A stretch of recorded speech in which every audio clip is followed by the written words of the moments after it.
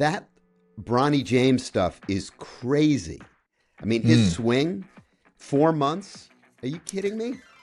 Yeah, I feel like some people just have it. And I think Bronny, as he progresses and starts playing more, he's going to be really, really good. As my best friend likes to say, I'm no pro, I'm more a provolone. But, I mean, it doesn't take much to see what a good golf swing looks like. And that golf swing is pure. Yeah, and he's hitting the inside of the golf ball too, which is really rare.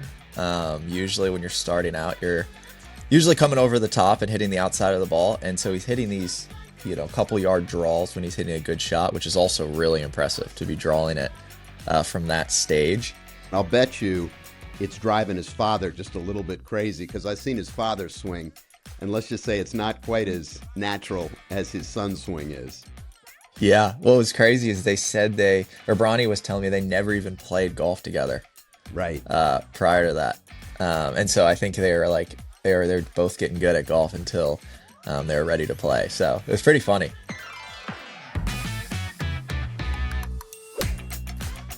Well, hey there, everyone. Jimmy Roberts with you. And so you know, as we record this now, 871 days and counting since LIV and the PGA Tour reached their framework agreement, and nothing is new, nothing at all to report.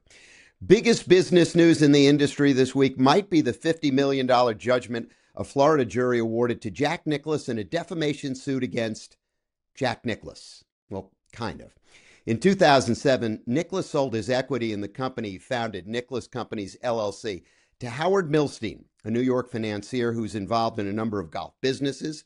The two never really got along, which is putting it mildly. There were suits and countersuits, a lot of nasty stuff.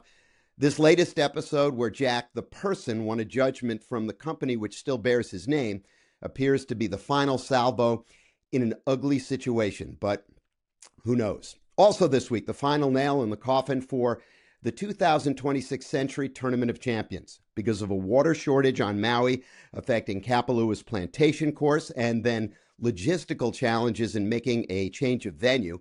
For the first time in 73 years, the event will be absent from the PGA Tour's schedule. The 2026 season will start instead with the Sony Open on neighboring Oahu. Well, first it was Costco with its Kirkland brand, which sells everything from olive oil to toilet paper. Now Amazon is in the golf ball business under the banner of its Amazon Basics line. The new ball, the Core Soft, sells for $14.49 a dozen, less if you buy more. It's actually manufactured by the same company that produces the Costco product, SM Global. And arguably the biggest sports news of the week is not good news. It doesn't involve golf, but it's hardly a stretch to think about how it might find its way out to the course one of these days. Federal indictments this week for illegal gambling connected to at least one NBA player and two coaches. It's the second time in 15 months that the league has had to confront the issue. More on this coming up later, but first, today's guest. So, a few months back, when my son was home from college, was sitting on the couch watching a PGA Tour event on TV, when he says to me, "Hey, Dad, more people are probably watching Grant Horvat play golf than what you're watching." And you know what? I looked it up, and it's entirely possible he was right. In a way, Horvat has become a bigger deal than the thing you'd imagine he once wanted to be. Across his two YouTube channels, Horvat has close to 2 million followers. Throw in millions on his social media platforms, and you have not only an influential presence, but a very successful businessman and the personification of the new golf economy. Grant Horvat. Okay, so Grant Horvat, thanks so much for joining us. It's really good to connect with you. Really enjoy your content, and obviously, I'm not alone. And I'm just wondering, did you see this type of success coming? No, I don't think you ever start out anything in life thinking it's going to get to this point. I always tell everybody I've completely overachieved. I don't understand how any of this has ever happened. But yeah, it's been a wonderful ride, and yeah, we're super grateful. Yeah. So how did it all start? What did you want to, like when you were a kid, Mm. what did you want to be? I know you were really into basketball. So did you want to be like Kobe Bryant or did you want to be Tiger Woods or both? Well, yeah, I was playing basketball until I was 13. I didn't even touch a golf club, but my dad was a pro. So I always kind of had golf growing up. It was like it was there. And so my dad was a pro. He's been a PGA pro for 45 years now. Um, and so yeah, he just always was giving golf lessons. I was always going over to the course, but I had no interest in golf. I got into it really late at 14 years old Wow. and really started to take it serious then. But, the kids at 14 these days, and even back then, were already so good at golf. And so I had a lot of catching up to do. But I will say, I always say this to a lot of people. My dad was a big fundamentals guy with the grip, posture, everything. And if you start out golf with the correct fundamentals, you always see Scotty doing that with his hands and making sure that his grip's perfect and just everything, your alignment.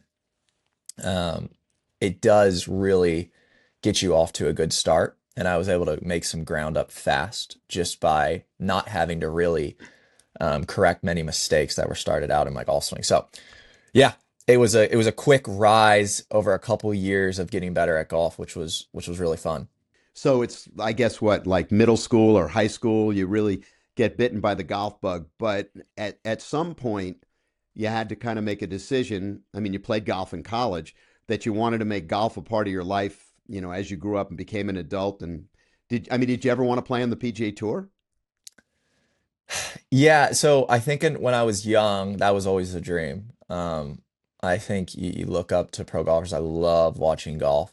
I was a nerd ever since I started getting into it. I was looking at my swing on video and studying everything. So I am like truly a golf nerd. It's the only sport that I really watch. So Wow. like when I go and play with, Josh Allen or Saquon, and they're talking about football, I got nothing to offer. And that could be a thing. I mean, that could be why they enjoy filming, is because I'm not going to ask them any football questions that they normally get asked.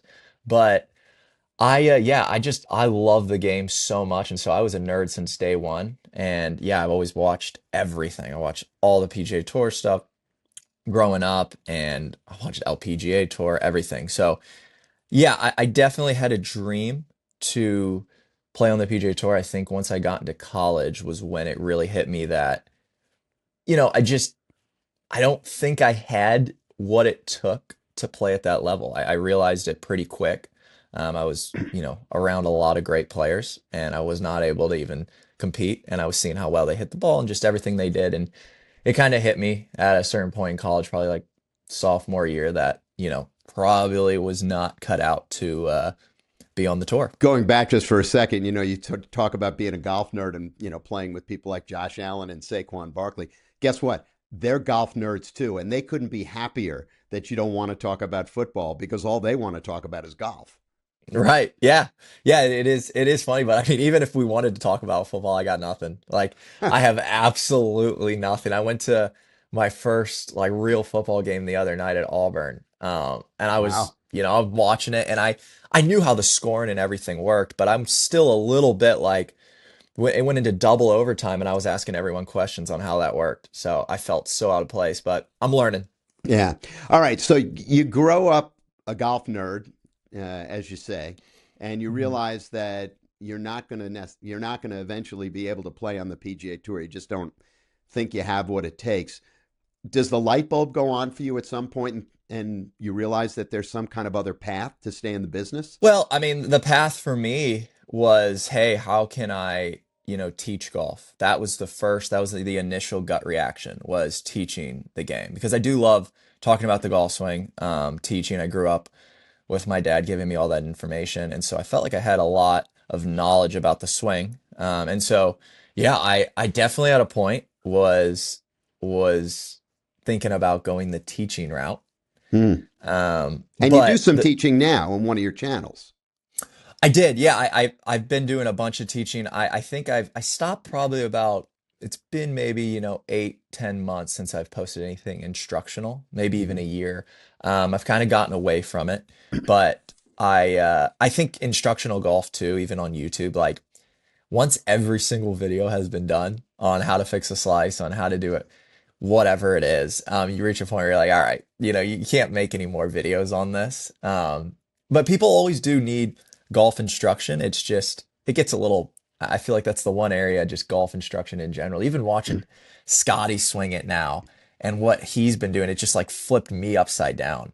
Like looking at his golf swing and the Mm. way he comes, because being shallow was such a big thing, and he's the complete opposite. And so it's so interesting golf instruction. So I've kind of gotten away from that. But that's where my mind went initially. And that's how I started posting some TikTok, some instructional stuff. So it was Um, instructional first. it was, yeah, that's the first thing I kind of got a little taste for, which was just posting some TikToks and seeing how they did. Mhm. And right off the rip, they were doing really well. And this was, 5 years ago at this point. And yeah, I remember posting my like first video and I woke up the next morning and it had like 750,000 views or something, What? 700,000 views in a day. Yeah. And it was just talking about the grip. And I was like, whoa, that's pretty cool. So I was like, I got to keep, figuring out how we can keep doing this. And yeah, just kept posting instructional stuff. Did you do this alone? Was it just you with your phone, or you and a buddy, or how basic was it? Yeah, it was just me and a friend. I would just ask him to hold the phone and I would do a little video on something. I would write him down in my notes. I remember I was so motivated. I'm like writing down every little like instructional video I could ever do. Um, I think everyone gets that way when you have that idea of like a business or something. You start getting all fired up and writing everything down. And yeah, I remember I would just make the video and I'd actually send it off to a guy that would edit the videos for me. And so he would edit my TikToks. And yeah, it was pretty crazy. Where I did would you find this guy? he reached out to me. I was on some YouTube videos just before that with Garrett Clark, who Yeah. was already big in the space, and I was with him in some YouTube videos, and he reached out to me and said, "Hey man," his name was EJ, and he reached out and said, "Hey man, would love to edit or help you with anything you ever need. I feel like, this could be something in your future one day. I just can see it or something." Whoa. And that was encouraging. And so, yeah, I started to send him some videos and yeah, he helped out a lot in the beginning. Is he? You still work with him?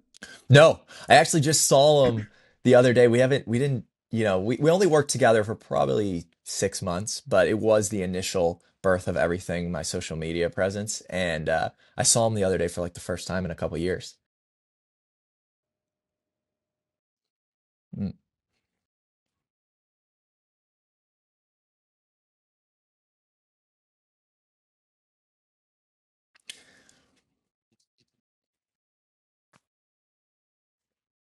Yeah, it definitely does. I mean, I don't seeing the numbers are what is really shocking, and then going out, uh, in public and having people come up is the more shocking thing because you see the numbers on the screen, you see, a million views, and it is, and they're increasing, and some videos are getting 2, 3, 4 million, and it is crazy to see. And these are long form, like these are, YouTube videos that are an hour and a half long, some with Phil, and some with all these other pros. And I think seeing the people in person and getting to meet people, and yeah, it's hard to take it all in. I definitely try every day to reflect on it because it's just increasing too. So it's been a really crazy ride.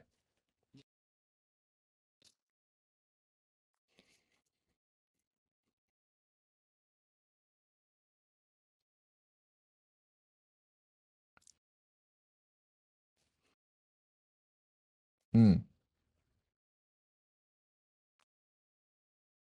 mm,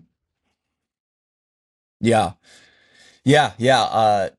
Yeah, Tiger is definitely, I mean, he was the most nervous I've been to do a video with. I waiting for him to walk up to the tee was something else. I was yeah, we had the cameras rolling and we had 30 minutes with him. It was at the TaylorMade shoot. And I just remember that anticipation was something like nothing I've ever felt. And yeah, I was really happy the way the video went. I can't even believe I made contact. I actually hit a lot of great shots in front of him. It was like a quick little 30-minute lesson, but it's like a different Tiger just has a way about him that is very different than any other person that I've ever met. it's just it's just more of a like he's just got a quiet presence that he takes time to think about what he's going to say, and it's just like that anticipation. And also for that video, it was it was a lesson video, and I had to hit in front of him, and he had to try and help me with my swing, or how to get it in play under pressure. That was my question to him, because sometimes, under pressure, I want to get a ball in play, and he was telling me to tee it low, and then after Tiger tells you to tee it low, you want to hit one good. And so yeah, it was the most nervous I've ever been. Definitely meeting somebody. I met Tiger previously, but it was the most nervous I've been in that moment filming a video. You started with just your buddy holding the camera, Hmm. and some guy reaches out to you to interview. What does your Hmm. operation look like now? It obviously has to be so much more sophisticated. Yeah, I mean, yeah, now well, it's a funny thing. So being a part of Good Good, which was a huge part of my story, Yep. um, being with them for a long time, being with Garrett, him and I doing GM golf together. Everyone I think runs their business a little different. I think what I've seen with the bigger channels, is that there's a huge amount of people behind the scenes, and I have one videographer, Wow. and he edits everything as well. So it's just him and I, and his name's Sky, and I've kept it that way, just because I like the very intimate, just connection that we have on videos and how we want things done. We're not getting too many opinions on different things. And we've always kept our team really small. I have two wonderful managers that do everything for me on the other side. But Sky is like my right hand man, that he does everything. So he edits every video, he shoots every video. And then usually when we go out, to shoot a video, we usually have a freelance person that will come in and be another camera angle. So it's usually two camera angles, and then that's it. Wow, that's kind of surprising. Yeah. It's a pretty lean organization, huh? Yeah, I think if you get it, this is the funny thing that I believe why YouTube golf has become very successful, is because I think if you get it too overproduced like a movie, you lose the authentic feel. Mm, And I think we don't need more cameras. We don't need any more anything. We just need a couple cameras, and we want to roll. We want to keep it very authentic. And that's why even with the 5 under series that we have, where I start 5 under against the pros, yep. the reason people want to watch those, I firmly believe, is because first off, the competition, I'm trying to beat these guys, but also you're getting to see Justin Thomas and people that you normally see very quiet on tour. You're getting to see them just hanging out on Yeah. camera and every little bit of the round. So it's just another look into their life. Yeah, my impression to that point about watching the episode you did with Scotty Scheffler was that he was very revealing, Mm, and I think yeah. that because I was trying to watch the video and ask myself, what is it about this that makes it different? Well, Scotty he kind of felt like a fly on the wallpaper, and I guess that's the whole point, right? Yeah, I'll be honest. I've never seen Scotty in that good of a mood. Like we were having the best time ever. Yeah. And there's so many moments off camera too. We had a rain delay in that video.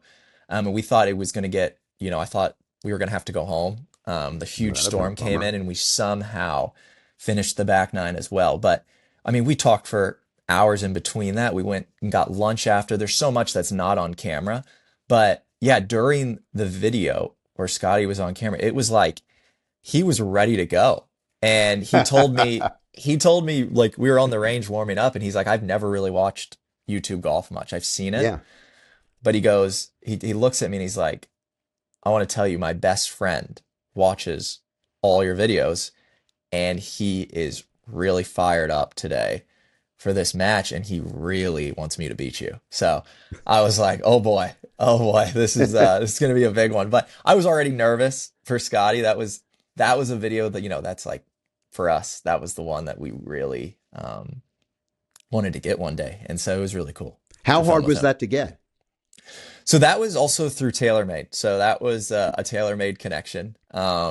So huge shout out to TaylorMade for that, setting Yep. that up. And yeah, it was through that, and yeah, we requested, in your contracts and stuff, there's always different deliverables and things that you want to request, but we were very big on, hey, we want to match with Scotty Scheffler. That was a big thing for us. Was like, hey, we don't need anything else. Just let us go film with him, and we promise you, like, this video is going to probably be our most viewed video. And, I think right at this moment, it has 5.5 million views, That's crazy. which is our most viewed video. It just passed it a couple months ago. So yeah, crazy stuff.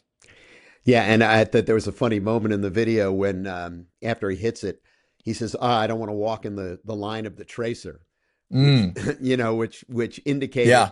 that he was wise to exactly what the videos were all about. Somebody had schooled him on it, right? Yeah, so yeah, that's a funny thing. We always say, like, don't walk in front of the tracer. And on the PGA Tour, those are like automatically made right on the spot. Yep. But for YouTube, my videographer Sky, he has to actually go back and he hand traces. Oh, really? Yeah, in a program, in an Adobe program, and he'll literally hand trace the tracer using like a software that he does. So it's very tedious. So the tracers actually take a ton of time to do, and if you step in front of it and you cut it off, it actually screws it up. So yeah, we were telling Scotty about it, like, hey, Jan, just one thing today, just don't step in front of the tracer. Like, we always tell everybody that. And he did it a couple times, but yeah, he was so awesome. I mean, he was such a great hang. A lot of Yeah. fun to be with. Anybody outside of professional golf that you'd really like to have on the channel? Man, definitely LeBron. I Well, you wanna do got it in something with now. him. Yeah, yeah, we definitely are gonna hopefully do something pretty soon. And then there's just a lot of guys that, Travis Kelsey has been one that I've been messaging with a little bit. There's been some cool ones that, I'd love to do in the future. I think doing Saquon and like Luke Combs was interesting because for me, I don't know how those videos are necessarily gonna do.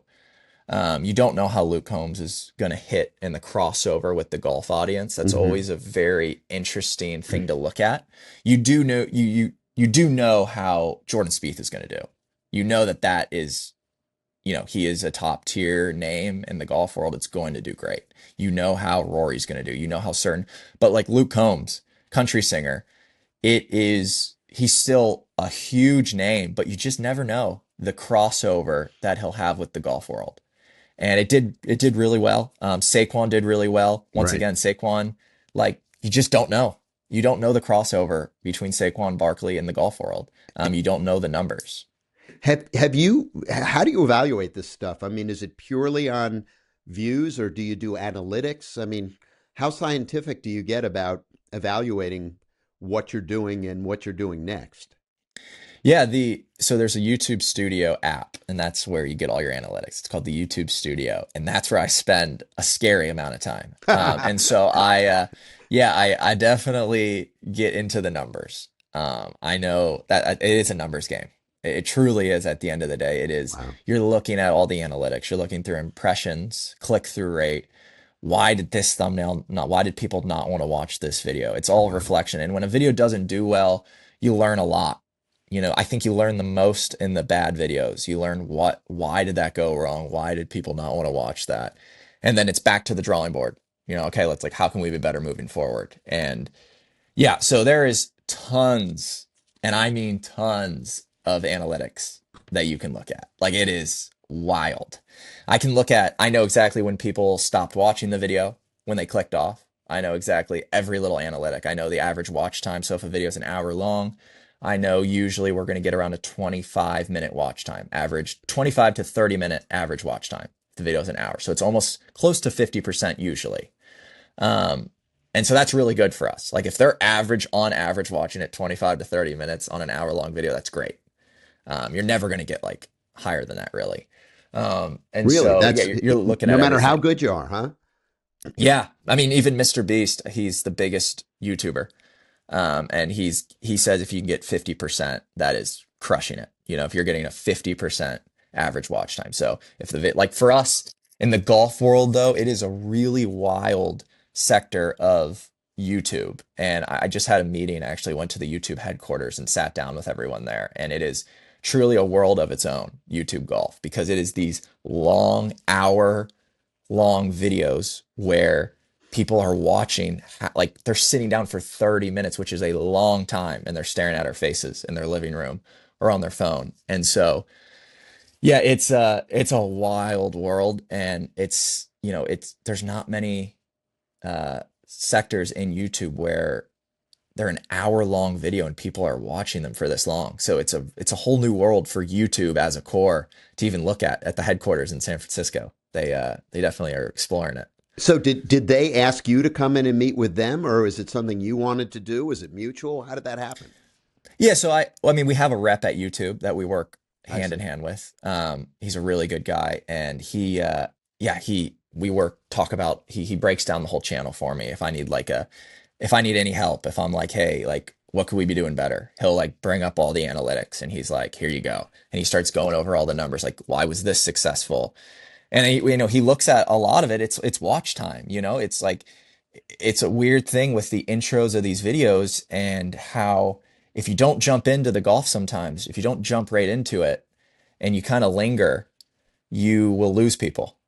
And Wow. so jumping into the golf quick is also a way to keep people retained. And so we look at all those numbers and like, do we want to get into the golf quick or how do we want to do this? So there's just so much back end stuff. With the YouTube headquarters, my manager, he set that up and we all went out and sat down with them. There's some really cool stuff that, is coming in the future that we talked about. You mentioned a moment ago, good, good. And so you started out in this space with them. And Mhm. we had an interesting observation from one of the folks who we work with who said, that Grant Horvat leaving good, good was a little bit like, like Justin Timberlake leaving In Sync. You know, it's somebody leaving one successful operation for another. Was that a difficult decision for you? Yeah, I would. It's one of the hardest decisions I've ever made in my life. It was that one moment in my life where, I think everyone will have those in their life where it is it's a very interesting time and you learn a lot about yourself. And yeah, yeah, it was wild. Reliving it and rethinking it. I just remember just the reaction of everybody was the most shocking part. In what Watching sense? all that go down. Were people questioning why you did it? For sure. Yeah. I mean, that was a big one was why would you ever do this? And then there's just, I mean, like I said, I was getting a lot of pretty awful messages. Really? And then we were both sharing our sides to the story on what happened and we were making it public. And yeah, it was just, you know, drama too. I'll tell you what, that gets people going. Yeah. And so yeah, it definitely was a wild couple months for sure. So what was at the heart of it? Why did you leave? Did you just want to kind of see if you could do it by yourself? Yeah, I mean, it would I don't want to go into the weeds on that, but I definitely believed in what I was doing and the direction that I wanted to go as a Mhm. creator. I believe that there's a certain just just a certain type of videos I wanted to film. I wanted to film competitive golf. I wanted to do certain videos with pros, and I just love that. I think that was, like I said, being a golf nerd, I just believed in what I knew about the game and what I knew people liked. And good, I'm super grateful for the time I had. They got me off to a great start, just being around them and learning. There's so many talented people there. And yeah, they were a lot of fun to hang out with. Still talk to a couple of them. And yeah, I definitely, I never take it for granted the time I had there. Yeah, you mentioned you learned a lot. Is there anything, any big lesson for you or anybody else for that matter in kind of considering something like this, making a big move? I mean, I know I personally did it myself. I Yeah. used to be on the other side of the camera that's how I started my career Mm. and just decided I want to give this a try. And it was a real inflection point for me. What did you learn most in making that move about yourself that you can share? Yeah, I would say always bet on yourself. I I was very scared in that moment. But I Hmm. think in those moments are when your character develops, when you feel like this rock bottom and you feel like your back is against the wall. I just feel like betting on myself and believing in the team that I had around me was so powerful, and it brought us really close together. Um, and so I just think, you know, like you said, um, you went out and you're now on the other side of the camera. I think with that, I just remember just being so confused in the moment, and like, am I making the right decision? And now looking back, it was the greatest decision I've ever made. It's incredibly scary, isn't it? It is, yeah. Yeah. I remember like for that whole week just being up every night and just so stressed out. But yeah, hindsight, looking back, if I didn't do that, my life would look completely different. And so yeah, grateful for the time I had there and very blessed to be where I am today. So, So, Good is in an interesting place right now. So, now, as you obviously know, they're going to sponsor a PGA Tour event. And hmm. that is worlds colliding. Did you ever think you would see the day when these two different facets of golf would get so close to one another where they're, I don't want to say they're concentric circles right now, but pretty darn close? Yeah, I mean, for sure. I think, it's just a really cool thing for Good to be able to do that. I think that is a huge achievement from any way you look at it. I mean, that you can't really, there's no way to hate on that. I think that is such a wonderful achievement. And I knew the time that I was there at there was something special.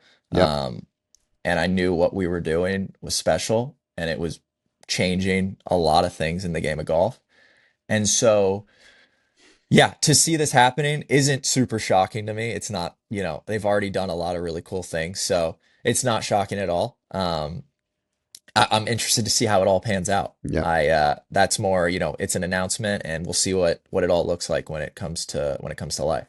Well, it's not only specifically good, it's the content creator space in golf honestly has been somewhat, there's been some friction with the PGA Tour. I mean, yourself in particular.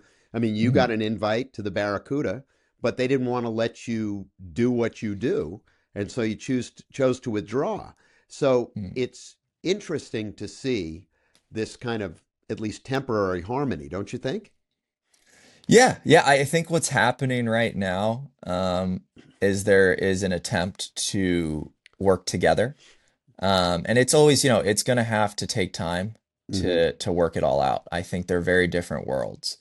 And I think what happens when you try and make us do things that are too close to the tour, it doesn't show the reason why we are successful in YouTube golf and vice versa. And so I think that, yeah, I just think we're trying. What I see is the creator side and the tour side are trying to work together, and we'll see how it all pans out in the future. On my end, I'm very grateful to have a series with Phil Mickelson. That to me, I am beyond that. That's one of the coolest things in my career, and what I've been able to do is start this with Phil and us filming together all the time and creating a friendship and working together. So I'm just as excited on that end. Yeah, Phil's been around the block once or Hmm. twice. He's seen a few things, so I'm sure that him sharing his perspective Yeah. on what he's seen has been incredibly useful to someone who's really on the other end of the spectrum, just getting started, right?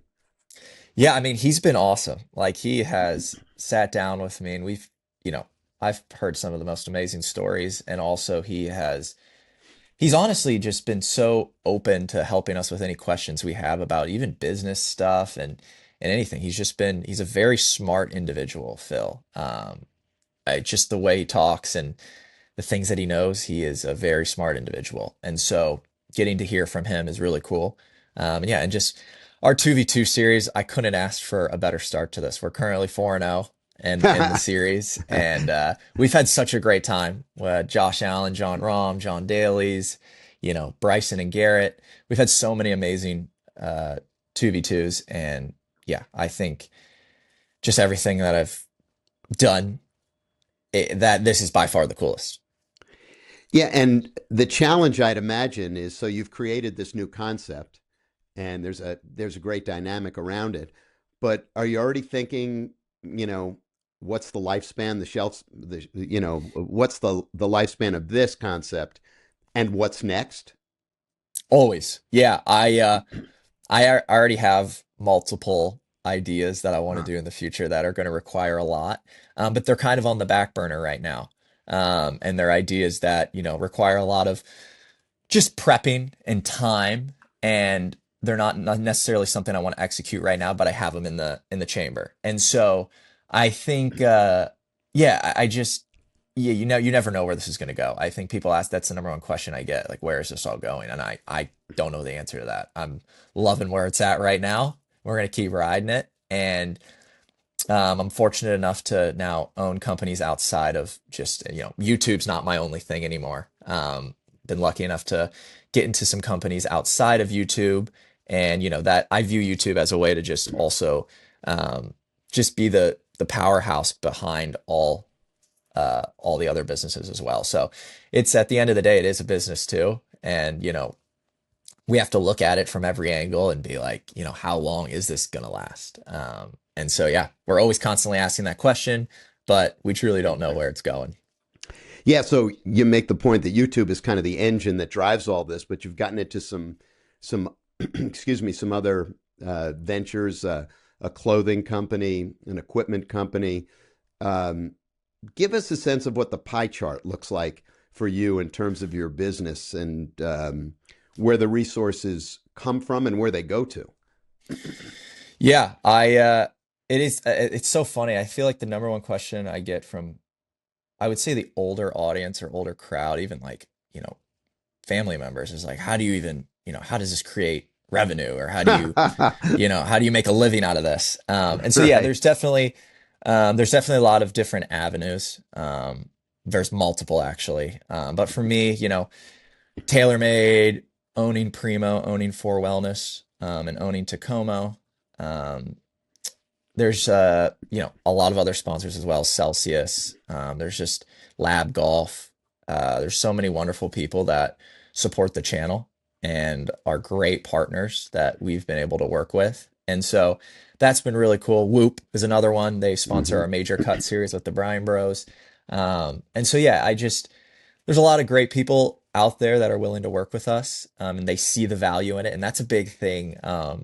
Being on the forefront of everything and just watching it evolve over the last 5, 6 years really is when it really started to just evolve. And I remember Garrett and I were one of the first people to ever sign a club deal. We signed with Mizuno probably 4 years ago, and that was a big deal. That was like truly other maybe than George and West. They kind of did a Callaway deal. Um, but other than that, I think Garrett and I were first people to sign a true club deal. And so it was really cool to just see how things have changed since then and the value of YouTube golf. Business and kind of the shape of your business. YouTube is what started all of this, but Mm. now it's only, a piece of what you do. Have you changed the way you go about conducting business? Let's say taking equity in some of these deals that you're now doing. Has that become a greater part of, how you're conducting your business now? For sure. Yeah, that's kind of, moving forward, I think that's been a big thing for us, being able to own businesses outside of YouTube, because like we said, we don't know where this is all going. Being an owner in some businesses has been really cool. I will say I'm very disconnected from those conversations and all that. I do hear, I go back and forth with my manager. I have the greatest managers. They have truly pulled off things that are unimaginable, Joe and Josh. So very grateful for them. And I think, yeah, I do see a shift happening with the equity stance. Being an owner in Primo, For Wellness, and Tacomo has been just so cool. I think it's one of the most rewarding things, being a part of those companies and they were already successful before me. And so it's been cool to get on board with those. And it feels like when you do own a piece of a company, you are just, it feels like you're a part of it a lot more than just, hey, here's a little money, just say you like this. Versus, hey, like you're an owner now. This is a different type of responsibility. And I feel a little bit of the weight of the company, like, hey, my performance is directly correlated with the success of the company. And so, it just inspires me a little more. It pumps me up to hopefully make better videos and make those companies do better. Yeah. It's so interesting because it wasn't that long ago that it seems like golf influencers, content creators were kind of on the outside looking over the fence. And now the establishment is trying to figure out how they can maybe draft off of some of the success of what you guys are doing. Yeah, I totally. And I think you've seen the Creator Classic Yeah. with the Which you PGA won. Tour.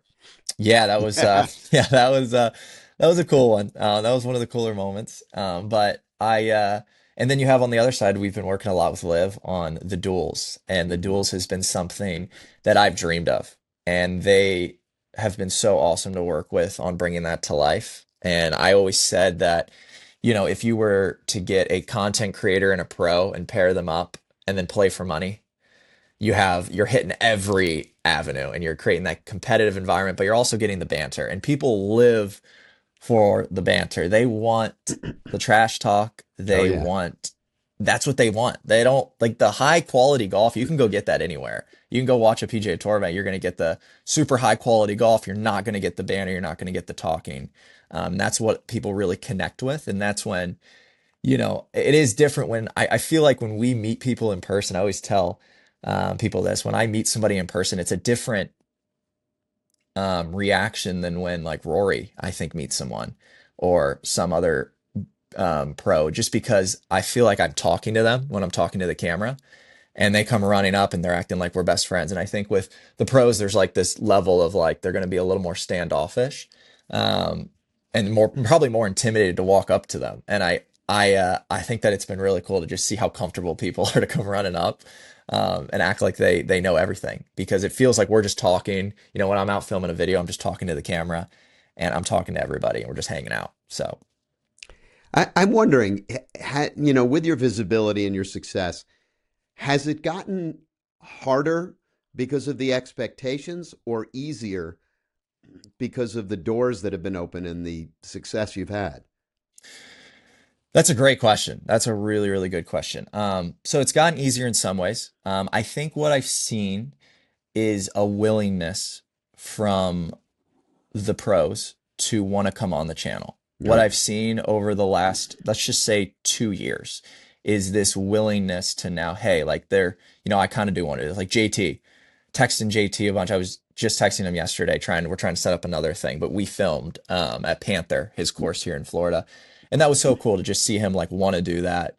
And I reached out to him. He's like, I'm in. Like, let's make it happen. And I think they can, they're starting to see maybe the value in it, Oh, yeah. because there is a social media side to all this where, you know, I want to help out. It's a mutually beneficial relationship when, I can help out them. They can come on the channel, be a guest. It's a really cool thing in that regards, helping them out, helping them grow their socials. And then on the other end, though, it is still very difficult. I think that to keep moving forward in this space and to keep growing, you have to keep pushing the needle and you have to keep innovating. And that's what is the challenging part, because it's easy to just keep doing the same thing over and over. But to truly make moves forward, you kind of have to innovate and you have to think of big ideas and you got to really push the needle. And that requires a lot. So, yeah, it's a great question. I think it's on both ends. Like it has gotten easier with the pros, but on the other side, it is still, you still got to work really hard on setting up the next concept or video idea. Do you think more about your brand or more about your content or maybe a mixture of both? What's the weight? So content for me is my primary focus.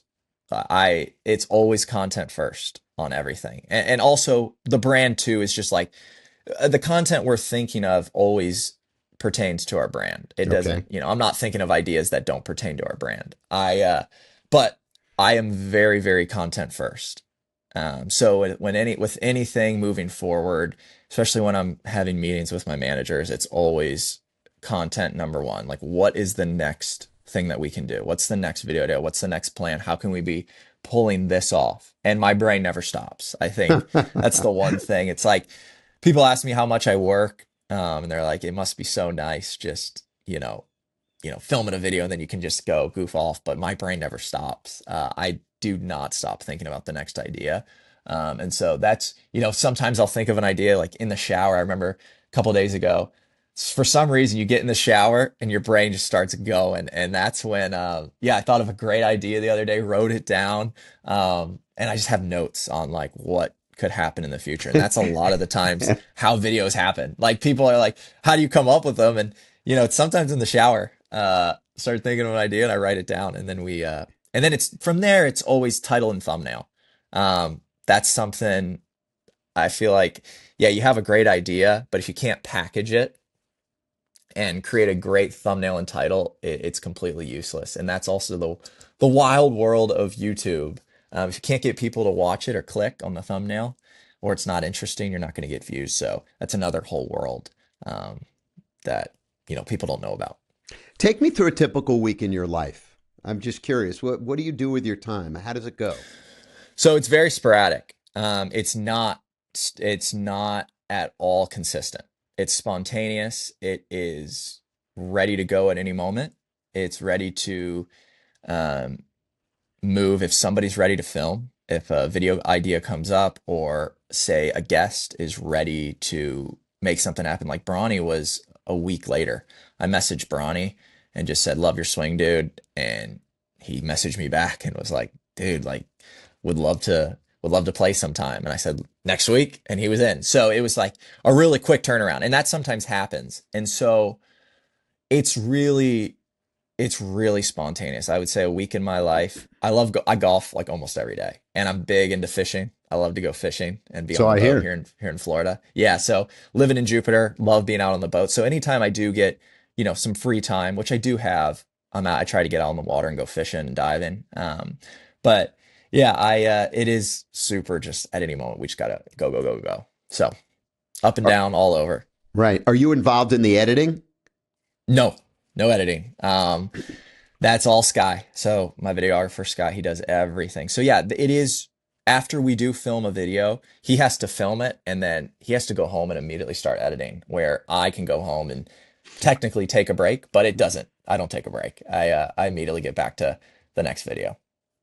So is it the kind of formulation, the ideas, and the actual golf that takes up the most of your time?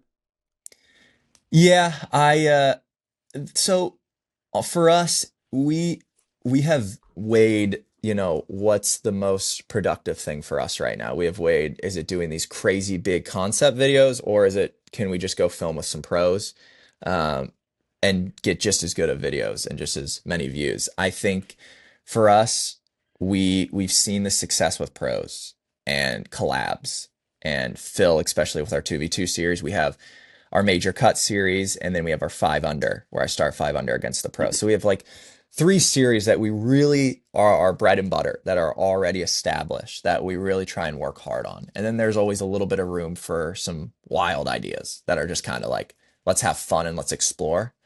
Um, and so, yeah, we have to look at what's been successful in the past too. And right now, it's still doing great. And there's a demand for high quality golf that is competitive. And they are seeing, there's still some guys out there that we really want to get. We really want to get Ludwig and Victor Hovland and Jordan Spieth. There's a lot of these guys out there that we want to do these 5 under challenges with. Ricky, we haven't had Ricky on the channel yet. So there's a lot that, there's still a lot of guys out there that we're after, and we want to be able to film with one day. So yeah, it's a balance for sure. Well, all right. A couple things to get you out of here on. First of all, and we ask this to all of our guests, what's a piece of advice that you would give? And you mentioned it a little bit before about betting on yourself, but is there something from your success that you think you would share with other people as a piece of advice? Yeah, I mean, for me, being a Christian, I believe that the Lord has guided my life, and that's how I've set up my life. I have completely followed the Bible, and I feel like that is something that um, yeah, guides me and helps me make decisions. I don't I think if I didn't have that, I would be going every which direction and I would have no guidance in my life. And so that's huge for me. Getting to talk with Scotty about that was really cool as well because he's a believer as well. And yeah, I think for me that's the number one thing. That's my biggest piece of advice. I want to just be known for the faith I had, and yeah, I don't, this is all fleeting. I think at the end of the day, this is great. Um, YouTube's wonderful, but it doesn't fulfill. It's a wonderful thing that brings a lot of joy to my life, but it's not the end all be all. And so that's guided my life, and that's my number one piece of advice to anyone. Yeah, that sounds like Scotty's that memorable time that Scotty spent on in the media room at the Open Championship this summer, talking about fulfillment. Sounds very Hmm. similar. Yeah, it definitely, yeah, that was a wild one, and I think a lot of people took that, different directions, and that definitely comes across very different to certain people, and I definitely can relate with that, and yeah, it was really cool to get to hang with him, and hopefully we're doing a video with Ted Scott as caddy soon. That's Yeah. been one that we're excited about. I really want to see if Ted caddying for me will improve my score. So that's a Scott. video we have in the future coming up. But yeah. All right. So the last thing I just want to talk to you about is who you watch and who Hmm. you think is really, really good at this. You mentioned Mr. Beast. I mean, I guess everybody who watches YouTube watches him, but who's out there that you think does a really, really good job with this? Are you talking about YouTube or YouTube Golf? Why don't we break it down into, why don't we just say YouTube? So YouTube, there's some really inspirational um, creators out there that I really like. I like so there's different types. I like Ryan Trahan. He's 20 million subscribers. He's very good at retaining people and he keeps it very authentic. I really like his content. What's he about? He does a lot of like he'll go review Airbnbs that are 1 stars and he'll go do all these Huh. crazy things. It's very general entertainment. So it's a very, there's a whole like at the end of the day, there's a huge world out there of YouTube that has nothing to do with golf and it can just, at any given moment they can film any idea. For the YouTube golf world, you're confined to golf. Like you can only get so crazy because golf is still the main component. And so, yeah, I would say for general entertainment, let's say I like Ryan Trahan. He's one of my favorite to watch. It's very raw. He doesn't do much. He shoots everything on an iPhone. Wow. It's crazy. iPhone and a little mic, and that's it. And he gets 10 million views a video. It's unbelievable.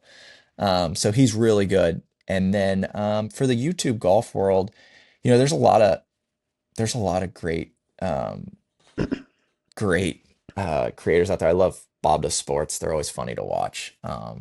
They're just hilarious, that group of guys. But I would say Josh Mayer is one of the guys in the YouTube golf world that I believe is one of the most talented. I think he's pushed the needle more than anyone. And when I say that name, I don't think that everyone's gonna exactly know who that is right off the rip. But he's on the come up right now, and he's growing. And I think he has like 300, he's maybe 250,000 subs or 300,000. But he is so unbelievably good at doing these really cool, like he goes to golf Airbnbs and just does really cool content. And he'll explore all the free golf courses in the United States because there are free golf courses out there. So he'll just do these really cool concepts. And he's really talented. So Josh Mayer is one of the guys that I really like to watch. Yeah. It must be kind of strange. You're what, 27 years old? You're kind of like an OG when it comes to this whole thing. It's crazy. Yeah, it's just happened so quick. Yeah, I would say 4 or 5 years. It's changed so fast, and yeah, I just it's hard to even keep up with how quick it's changing. And so that's a really wild thing to watch. And yeah, getting into it when I did, I'm very grateful at the timing because I believe timing is everything with YouTube golf and life, but YouTube golf especially to get into it now. I've always said this to I actually say this to a lot of people because a lot of people are, they see what we're doing. They're like, why can't I do this? Yeah. It's got to be easy. Like I can just, and I'll be very honest with them. I think getting into YouTube golf right now in this moment is one of the hardest things to get into and create a name for yourself, especially on YouTube. Just because there's tons of people doing it. There's tons of competition. And the fact that Bryson is dropping break 50s with Steph Curry and that is what you're competing with just shows right there. It's like, you better be up in your game because if Bryson's going to drop a break 50 with Steph Curry, what's going to make somebody want to watch your video over Bryson's? So, a question we like to ask of our guests: if you were commissioner for a day, LPGA Tour, PGA Tour, DP Tour, whatever tour, what would you do to help kind of bring people in who are more enjoying alternative forms of golf content? Kind of like some of the stuff that you create. Yeah. I want to start this out by saying I don't have all the answers. I really, at the end of the day, I don't know the answer to this. I'll give my best go at it. But I would say for us, I think if you just got to look at what has made YouTube golf successful and why it's different than tour golf.